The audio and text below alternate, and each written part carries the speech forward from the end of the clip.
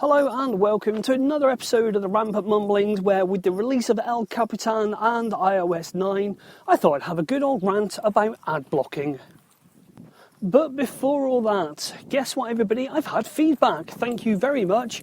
I'm not going to say much more than that because as you've left feedback, I'm going to do something special for you. So you know who you are, keep an ear out for, hopefully, the next episode if El Capitan doesn't kill Audacity like it already has killed Pixelmator. But a quick word about that, make sure you do a backup. Don't just do what I did and install it blindly. I'm stupid, you don't have to be. I've actually posted an article over on centralmac.co.uk recommending Time Machine, Carbon Copy Cloner, or the rather excellent backblaze.com, which gives you unlimited, unthrottled backup for just $5 a month. Not starting at, not packages from, this is full, unlimited, unthrottled, untethered. It'll back up your external drives, it'll back up a USB stick for only $5. Seriously, go check it out on the article over at essentialmac.co.uk. El Capitan, I've got to say, hugely impressed. I installed OS X Yosemite. I did all of the public beta, not the public betas, the developer betas, thanks to a friend of a friend who gave me the app to say, put me on the developer stream of releases.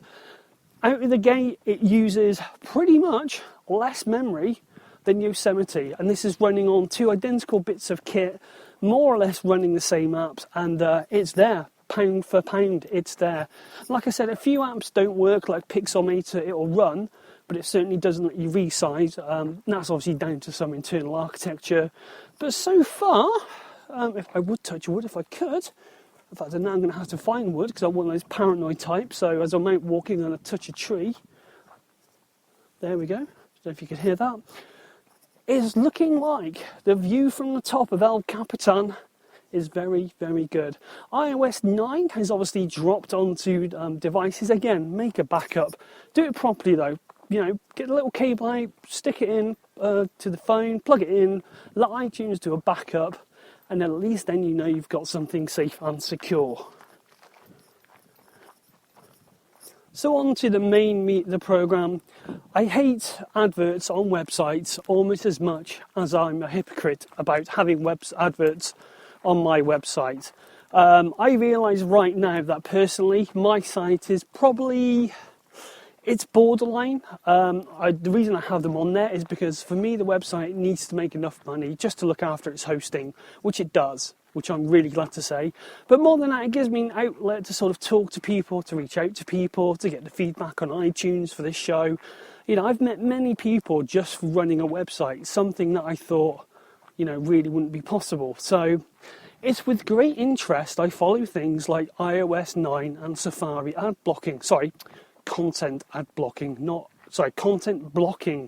not advert blocking, which I think Apple were very careful to stop using the word ad there themselves.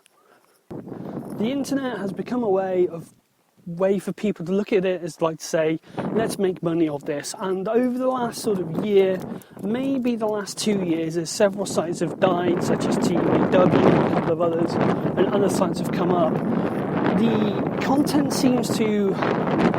has also gone up, but it's also harder to concentrate on that content because the amount of adverts that are on there. Now, nicely placed adverts which are non-invasive, I quite like, but this is the problem. A non-invasive advert probably doesn't get any clicks. And I know from the last few weeks where I've had a few people send me apps to review, I've gone out to all of them and said, I'll quite happily put a banner on my website for you, give you free traffic for nothing.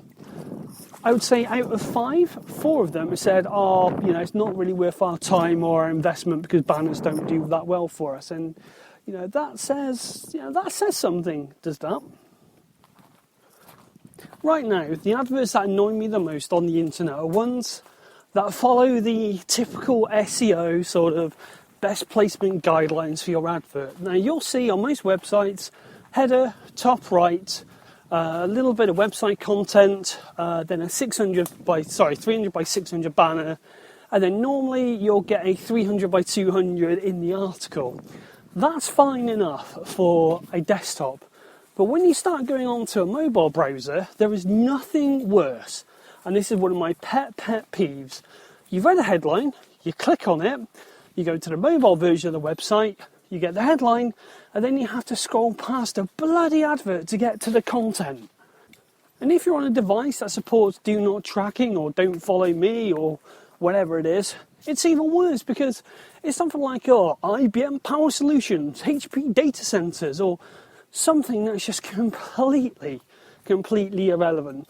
So yes, I could turn off do not track me, or do not follow me, or, leave me the hell alone setting. But then but that's my point. I don't want to be tracked, And it's the websites themselves, at least give me a lead-in paragraph to encourage me to read it. The only thing that annoys me more is what's become another trend. The websites that use a mobile theme, again, you go onto it, you see the headline, and then you've got a big 300 by 200 block saying F. Then another block saying T. And then another block saying E, which is Facebook, Twitter, email, before I can even get to the damn content. By this time, I couldn't give a stuff if the content's any good, if I'm honest with you, because it's just taken such a palaver to get from the top to where anything actually needs to be read, that I just can't be bothered, and then sometimes, and it's even worse when the article is completely nonsensical, well, a bit like this podcast, really. This has all sort of come to a head in a way with, I forget the guy, I'll put it in the show notes hopefully, who did a very, very simple content blocking script for iOS 9 and hit up iMore. So before the content blocker, the site loaded in 11 seconds. After he put the content blocker on there, now he didn't make it entirely clear if he'd cleared out the cache or anything like that, it reduced to 2 seconds. 14 seconds down to 2. Not only that, the streaming HTTP request stopped after the page had loaded, because what adverts will do is that they will keep your connection open to fire off more adverts to you. Now, yes, I put my hand up, I'm guilty, but I'm really, really stringent on my page loading times and server loads and all that sort of stuff, to the fact I've even pulled adverts from them manually and told them to sort things out before I'd even think about re-enabling them again. So at least I try to be a little bit proactive.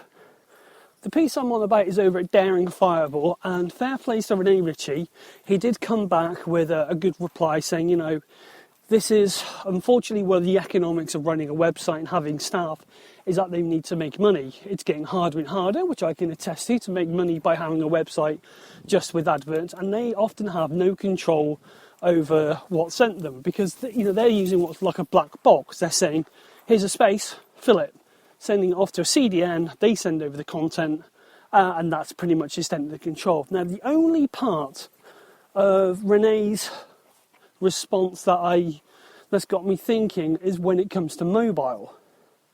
Now, according to Rene Ritchie from iMore, they get paid less for mobile advertising, and I think that might be right, but I'm honestly not entirely sure.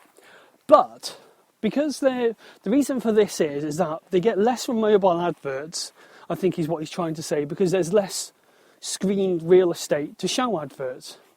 Okay, that sounds pretty much fair enough.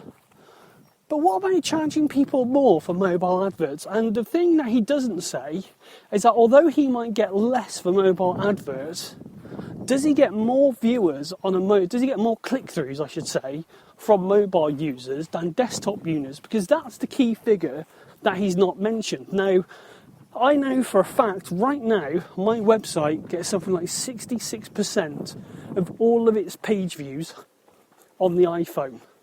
I know, I couldn't believe it either. It was this time last year, it was 66% on desktop, and it's done a complete 360.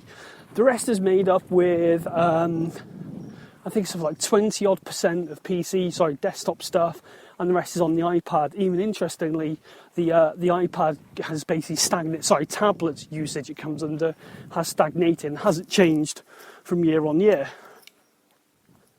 This was the start of the the whole sort of investigation into content blocking. So Renee did a nice 500-word reply, or something like 497 words, something like that. Anyway, that's irrelevant. That reply, for less than 500 words, was 14 meg by the time everything had done and dusted on the webpage. And I thought, my word, that's absolutely shocking. So, again, it's an interesting argument, because I'm there in the same gap. I'm criticising people I'm criticising websites showing ads, but I'm also showing adverts myself, and I run an ad blocker. I try not to run an ad blocker whenever I can, but I just can't do it. There's a website that I go to called Digital Spy, and before any content is loaded, like articles, the header, there's an advert. And then once the top advert is loaded, you then get a pop-over advert, or you have to scroll down even more to get to it. And it's just sort of like, it's obvious. You just got a mantra here that you just want to make as much money off this site, and, to be damned with content. Now, the content is incredibly shaky on there anyway, so it probably does appeal to the people that will buy, those teenage gossip magazines and all that other stuff. Oh, hello. See, the joys of live podcasting. On what other podcasts would you get a random dog barking in the background? Answers on a postcard, or send a tweet to @OceanSpeed. Conversely, I've also read something, I wish again I had the blooming source, I must start making notes of this, that the bounce rate will rocket. I don't know if you're not sick and au fait with all these terms. The bounce rate is someone who hits your page and then leaves, not visiting anything else. Your bounce rate will skyrocket in a trajectory that goes directly in line with the more adverts that you're hosting. So this has got me thinking. I might put my words where my mouth is. I might reduce the number of adverts completely. In fact, maybe even turn them off for the weekend, just to see what happens with the engagement figures on my website. So I can get all the stats. Advertising on the net is a hard issue. I've tried video advertising, I've tried standard, I've tried affiliates. I would say right now, my most successful advertising, and I shouldn't really be giving away a secret, I suppose, is having a good review that links to similar products on Amazon. But then you're faced with the dilemma of, do people see you as just trying to write a good review so that people will click through and buy the product through an affiliate? I've also had a thought about, well, I might branch out to doing YouTube videos, but from the look of it, it's going to be about 8 to 9 hours per video before I get any content going, and even then, I sort of can't guarantee what the results are going to be. Right now, I know that my options are limited, because I know that I'm only a small fish in a very, very big pond. The reason I've gotten into podcasts is because not only do I enjoy it, but I'm thinking, if I can get a sponsor, or, like a lot of the shows do a sponsor read, that's exactly where I want to be, to have a nice small sponsor read on a podcast that will, that means I don't have to show adverts. I mean, how brilliant would that be? Could you give up 30 seconds just to listen to me ramble? And let's face it, I've been going for over 13 minutes. I don't think that would be too bad. It'd be less invasive, and you could skip it if you want to. Something, again, that's a source of consternation with website adverts. So, as I start the walk home on this, what's been sort of an epic rant on Friday night, in a headwind. Again, how many podcasts do you know that I've got a barking dog and a headwind, just recording on nothing but your iPhone with a set of headphones?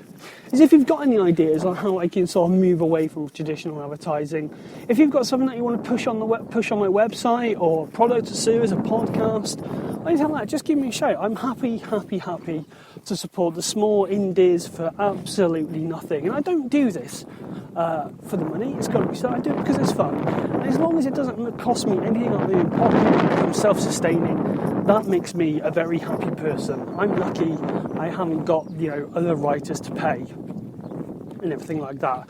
Who knows?